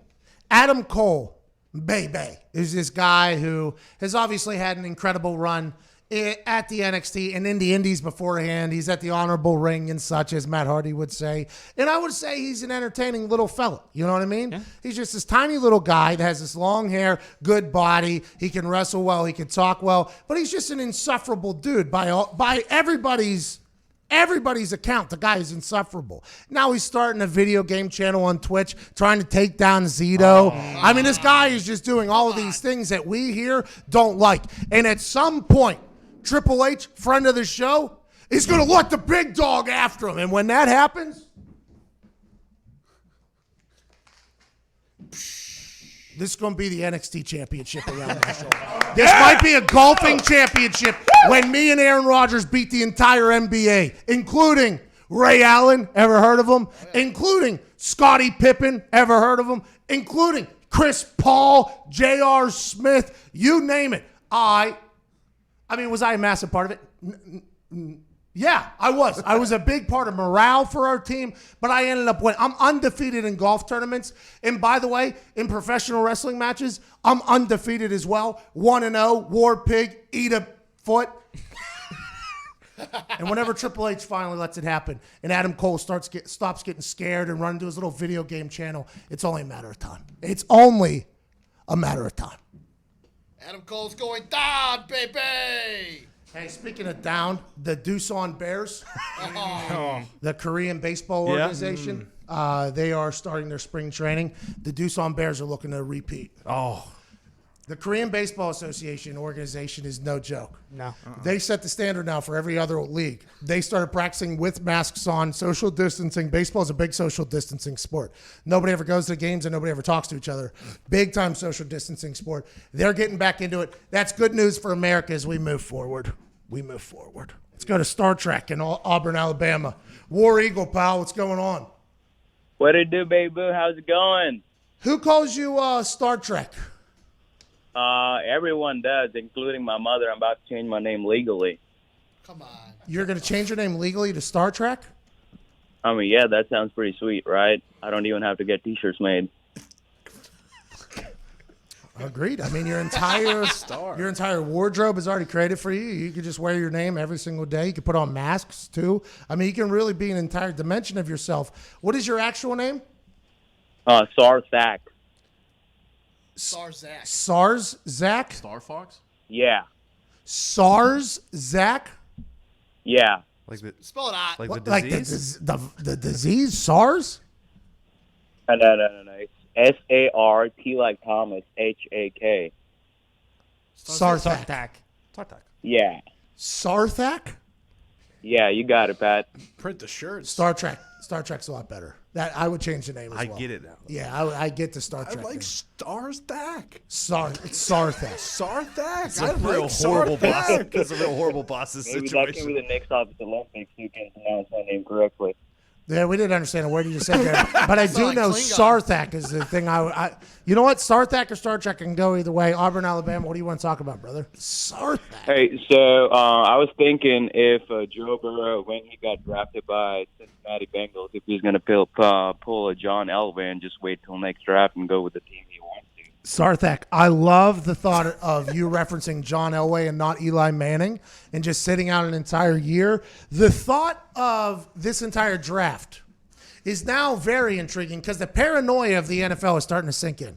If you read Peter King's Monday Morning Football Night in America column blog, it talked about how some NFL executives are worried about the way the NFL draft is going to be set up. A couple weeks ago, we told you how the draft should be laid out. It is being laid out that way. They're going satellite locations. They'll be checking in with teams while they're making their drafts. And then back to, I would assume, a screen that has Rich Eisen on it. I guess ESPN and NFL Network are coming together to do this. So there'll be a home screen. Then they'll go to a place. That place will announce their draft pick. And then he come back via Zoom, I believe, is what they're using now. It came out last week that Zoom is sending everybody's information, all their other app information, all their other stuff directly to a third party, which nobody knows who it is, just like most apps are, but it came out because Zoom kind of took over the world. Now Zoom stock is at an all-time high. Everybody on earth is using it. So obviously when you're at the top of the mountain, little pieces of information about your flaws are going to get magnified. One of Zoom's flaws is that they can potentially be hacked and the information is going everywhere. So then that pivots into how one NFL executive has full paranoia that some NFL teams that are run by billionaires and billions of dollars are on the line. And every single little advantage is actually a massive advantage because of the amount of parity in the league. Some NFL executive told Peter King that with the Zoom home operations happening on draft night, they are worried that an NFL team could pay an incredible hacker to hack into another team's Zoom sesh and listen to everything they're doing behind the scenes. Now, that is also possible. I'd assume that is possible. And also awesome that the NFL executive, whenever he was told about how we could potentially move forward with the draft in a time where it is needed, but we do know that GMs and scouts do not want it to move forward in the particular setting that it's in because they haven't had enough time to meet with the players, to scout the players, to find out what type of human you're getting into your environment and your culture. So whenever these NFL owners are talking to their GMs and their scouts about one potential problem, the GM's like, well, we can't meet a player because we don't know what type of person it is. And then another person's like, we can't put them through an entire personality test to see what type of person we're bringing into our culture. And the owner's like, you'll figure it out. And then one person was like, they'll hack into our mainframe. They'll hack into the mainframe. They'll be studying everything we're doing. And the owners are like, I don't even know what that is. Just move along. We're doing this with it all. I'll be excited to see how this works. If one team has slow internet, they are going to get absolutely crushed on the internet and everywhere else. This is going to be very intriguing. I don't think it's that big of a deal. I'm not a big fear monger and things like that. Could they have somebody hack into somebody else's Zoom? I'd assume. I don't know if you can get a guy just to hack into 31 other Zooms, though, could you? I mean, is everybody just going to go into Bill Belichick's den over there and just see what the hell he's doing? I'm not 100% sure how any of that works, but I like that one executive was trying his absolute best to delay the draft, that he had to go to the last case scenario, worst case scenario. It's like, they're going to hack into our microwave and just watch everything we're doing. Yeah, I could see it being like Dan Snyder bring this up, and then Roger's like, Dan, no one's hacking into your draft. Like, no one's going to pay attention to what you're doing in your draft. Yeah, it'll be funny because they all have some sort of military working for them now at this point. There's some sort of special ops, once they retire, comes and works for the NFL. Now, the ones that are smart are the ones that brought in the IT nerds from the special ops to come in. And we'll find out if there's any signings here in the next week or so. Jerry Jones has just announced that he signed the Navy SEALs of hacking. Anonymous is now working for the Dallas Cowboys. It's all very interesting to me. And the thought that Joe Burrow could pull an Eli or could pull a John Elway, since he's not in person, you don't have to see him. He's like breaking up with him through text. That's a lot easier. I think we all know it's. Now, I'm not saying Joe Burrow's going to do it. Nobody has told us he's going to do it. But that thought is still out there because of how bad of an organization the Bengals have been. It's just not a place that you would want to go to if you've got a dream set up. Or maybe it is for Joe Burrow, who's an Ohio kid. But since you're not in person and you don't see them, breaking up via Zoom or text is a lot easier than having to do it on stage in front of millions and millions of people. We have to get to a break because on the other side we have Kyle Allen, a man who started for the Carolina Panthers last year when Cam Newton was hurt. Had success, went 5-1. Everybody's like, damn, Christian McCaffrey was on an MVP run. Let's give him the rock. Kyle Allen seems to be a good leader. Cam Newton's hurt. This seems like a nice transition into the future. Then they lost 7 straight games. Kyle Allen gets traded. Will Greer, everybody thinks he stinks. They bring in Teddy Bridgewater for $63 million. Cam Newton still unsigned.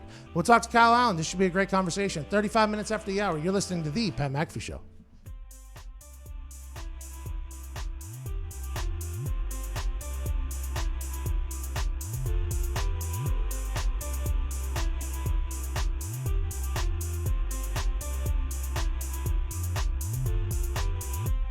There's a picture in our slideshow that we have going up on our YouTube. It's you, Troy, and Roger Goodell talking. Has there ever been a time where Roger Goodell has come up to you and asked you why you said the things that you said? No, that's a great question. I think a lot of people believe that happens. I can only tell you from where I sit, I've never, and it's been, whether it's been Bud Selig and Major League. Actually, I take that back. One time I got called on the carpet. I'll tell you about that in a second. But as far as Roger's concerned, no. Now, he may say things that he doesn't like to my boss, Eric Shanks, and that gets filtered down to Troy and me. I think sometimes it does have to do with officiating, like you guys talked about earlier. I think, they get tired of officials getting picked on. But sometimes, when it's flag after flag after flag and you're sitting there on live TV, there's not a whole lot to say other than if you thought the call was any good or not. And we've got Mike Pereira standing there with us, who brings tremendous value and is kind of the godfather of all these officials that have gone into TV. But yeah, no, I never said, hey, why did you guys say this to me ever? Selig one time got mad at me because I went on, I think it was Colin Cowherd's show when he was at ESPN, and Colin asked me what I do at night when I'm not doing a game. Am I watching West Coast baseball feeds? And I said, I'm a married guy. I've got young girls at the time. I said, I'm watching The Bachelor or The Bachelorette. And that kind of went viral and acted like I didn't watch baseball, which is, I feel like I've watched a ton of baseball in my life, but I was being honest. And it pissed him off because it went everywhere, and it was like, Joe Buck doesn't even watch baseball. Why should you? And I can see why he got mad, but after we talked for about 2 minutes, he was great, and we just moved on to whatever was the next topic. Bud, have you ever seen a rose ceremony, dude? Right? Yeah. But yeah, Chris Harrison. I think we should switch jobs sometime. Harrison should come over and call a World Series, and I'll just duck my head in and go, gentlemen, the final rose.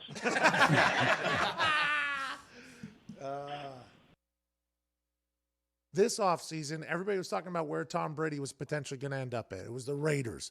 It was the Chargers.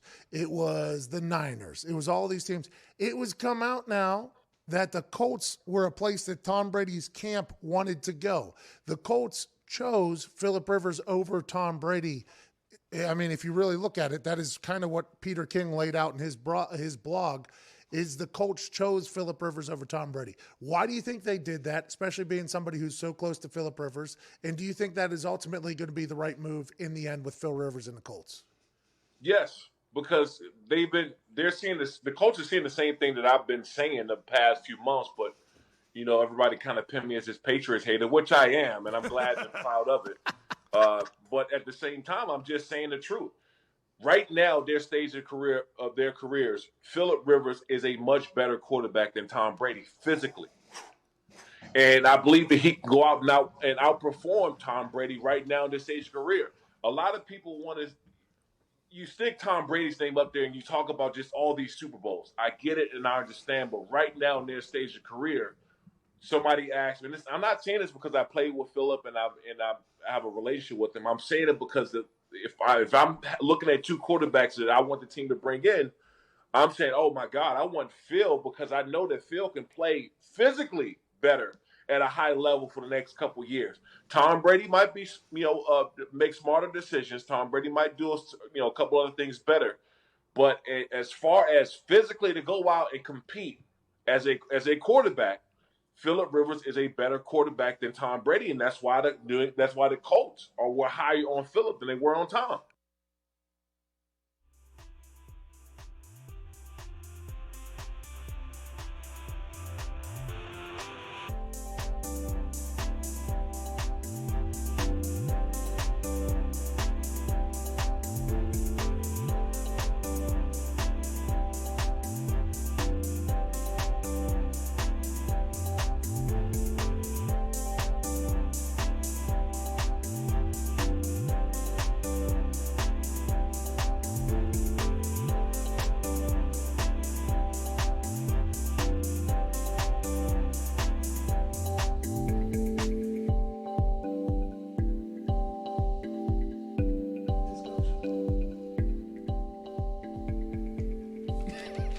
I thought I was reading this after, but hey, listen up.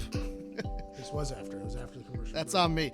I want you to take a second and look, Don. Agreed. When was the last time you shaved your junk? It's been a while. Don't lie. Let's take a second to thank our sponsor, Manscaped, for holding you accountable to get rid of the funk and shave that junk. Manscaped is the only men's brand dedicated to below-the-waist grooming and hygiene. Manscaped is forever changing the grooming game with their Perfect Package 3.0 Essential Kits. Subscribers get a new replacement blade refill for your lawnmower trimmer delivered to your door every 3 months, making sure your trimmer always stays fresh and clean. I'm going to call to action real quick. Please do.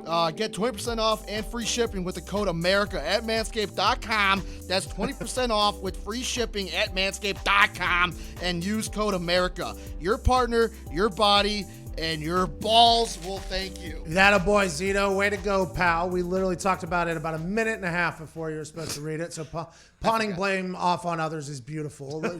Joining us now is a man who was quarterback at Texas A&M. Then he transferred to Houston. You saw him last year with the Carolina Panthers. Ladies and gentlemen, the handsome Texas boy, Kyle Allen. Appreciate it. Thanks for having me, man. Kyle, incredible movie-like start to the season last year, and then obviously things changed. Now you're a Redskin. What did you learn about yourself throughout last year and the NFL in general? Yeah, it was a crazy year, man. It was crazy. We came out and won a bunch of games right away. We were playing well.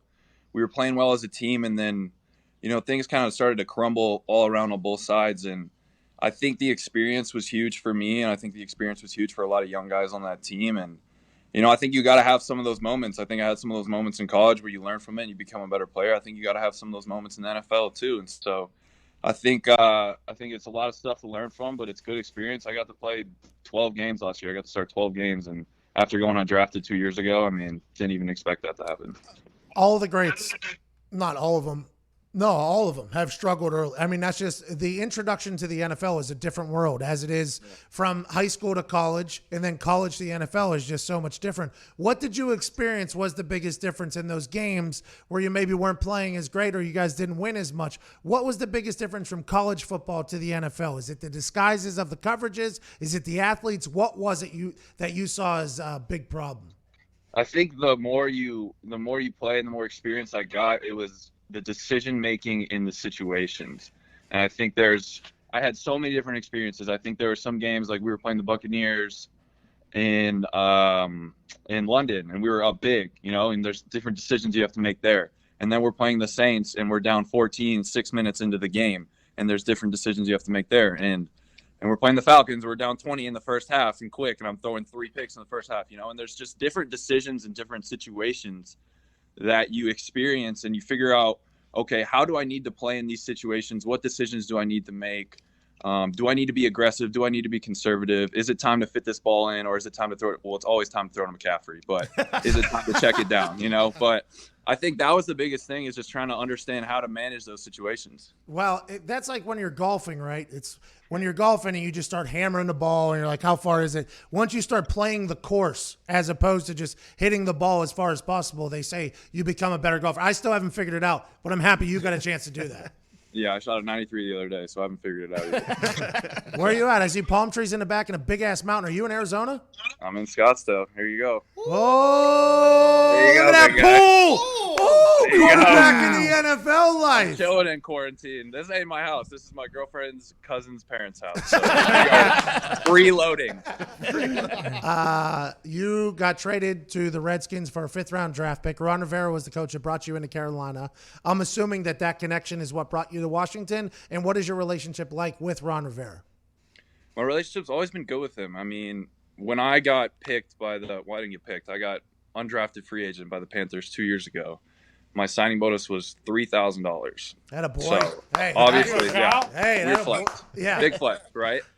But that's not a lot of commitment. And so for him, when I came in, he always came up to me in practice, and he was always the one that was pushing me in practice. He was telling me to take advantage of my reps. He was telling me that I was going to get my opportunity at some point. And so I always appreciated that from him. And he just told me to take advantage of every opportunity I could. And I just really felt like I did that on the Panthers. And so when he got fired, the day he got fired in Carolina, it was a tough day. And those last 4 games were really weird without him there. And then this offseason, I didn't really expect to get traded. I was in Carolina. I signed a contract 3 weeks ago in Carolina. And then I get a random call from my GM saying I got traded. And so I think it's a really good situation for me in D.C. with Scott and with Rivera.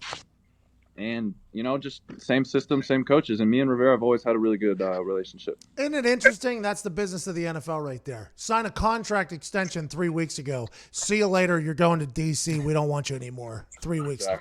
It's insane. There's no other – I mean, professional athletics as a whole has that. But that's the thing that changes it from being that high school game that you played and loved to a completely different environment of this being 100% of business. And I am the piece that Rick from Pawn Stars is currently negotiating over. Rick from Pawn Stars. Exactly. Yeah. What are some things you watch, shows you watch? What are you into? Did you see Tiger King, obviously? I mean, binged it. 2 days, Tiger King.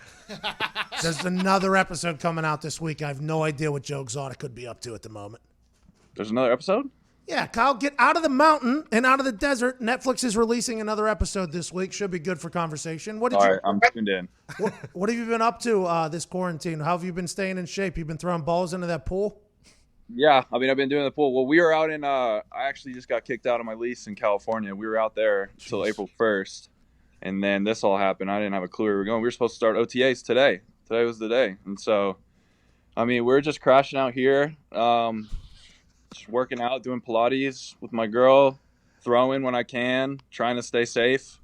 And it's a weird time, man. I mean, I don't know if we're going to start in 3 weeks. I don't know if we're going to start July 25th. And so it's just weird trying to stay in shape and not get fat, honestly. Yeah, me too. You got kicked out of the Carolina Panthers and your house in relatively the same time period. Now you're going into the Washington Redskins organization.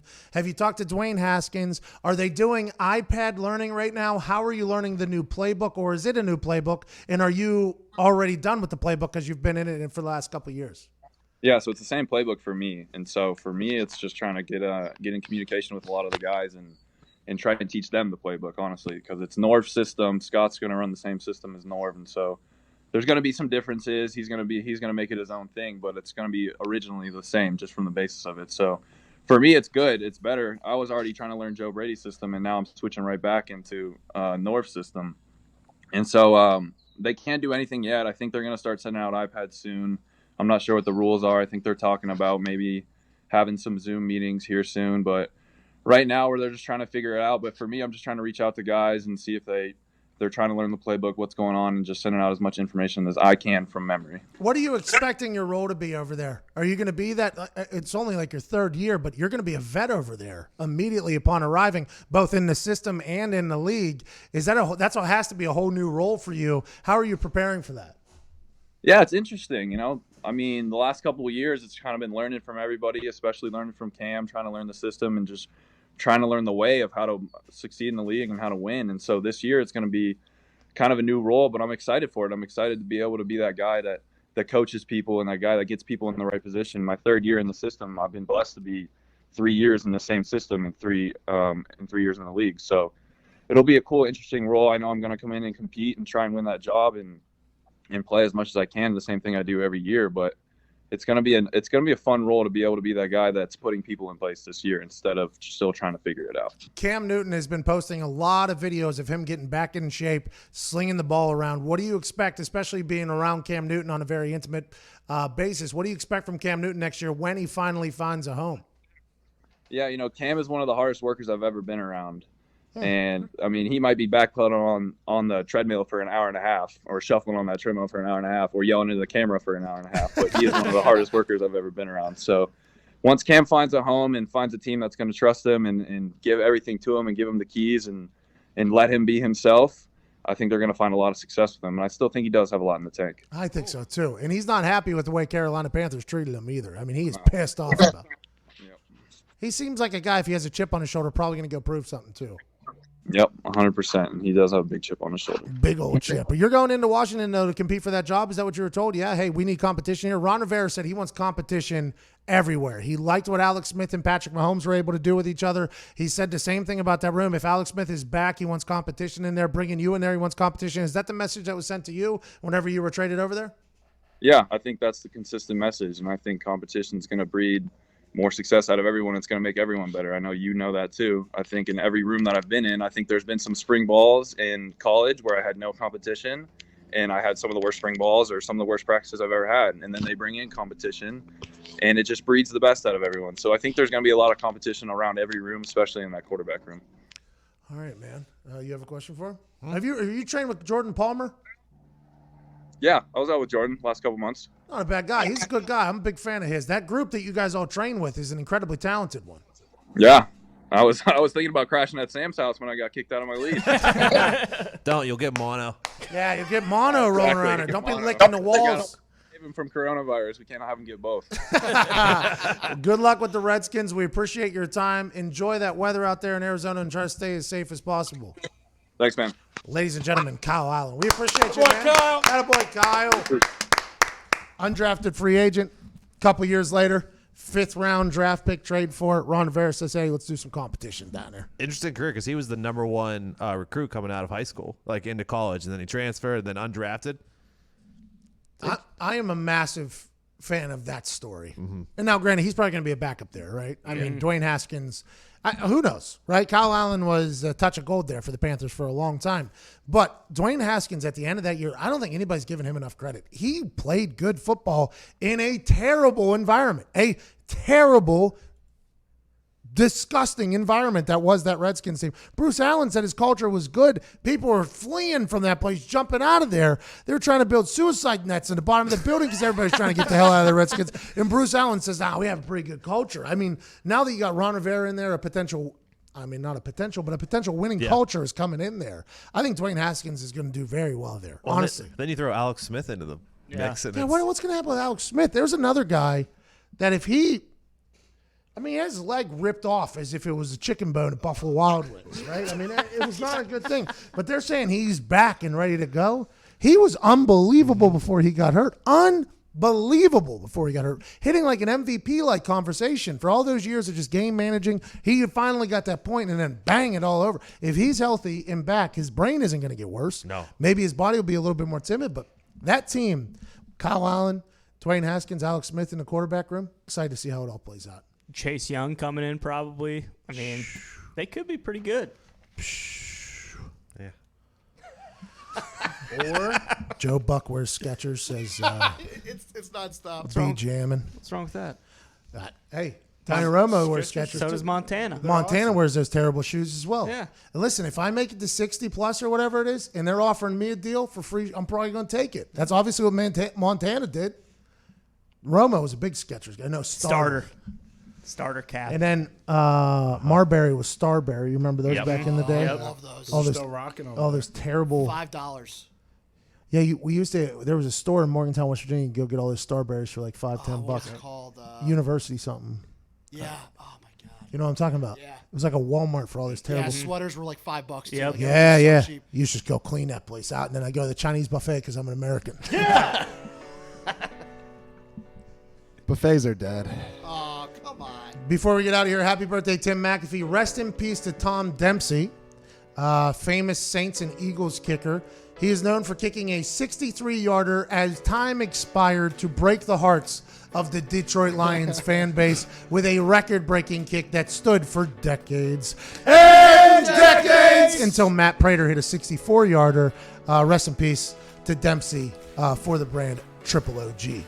Obviously, it had to be against the Lions, though. That's what I was so intrigued by. I looked up the kick, and I was like, of course the Lions had the lead. And then, of course, the Lions gave up a massive moment in Heartbreak City. That's what they're there for. Just give people their greatest moments of all time. Foxy texted me a 3-scroller of all these moments that the Lions have given to other teams. It was awesome. Speaking of awesome, AJ Hawk is back in an hour and 5 minutes right here. You're listening to the Pat McAfee Show in Indianapolis. Indiana! We missed it bad. We missed it bad. But we'll be back in an hour and 5 with McAfee and Hawk Sports Talk. We can't thank you all enough. Cheers.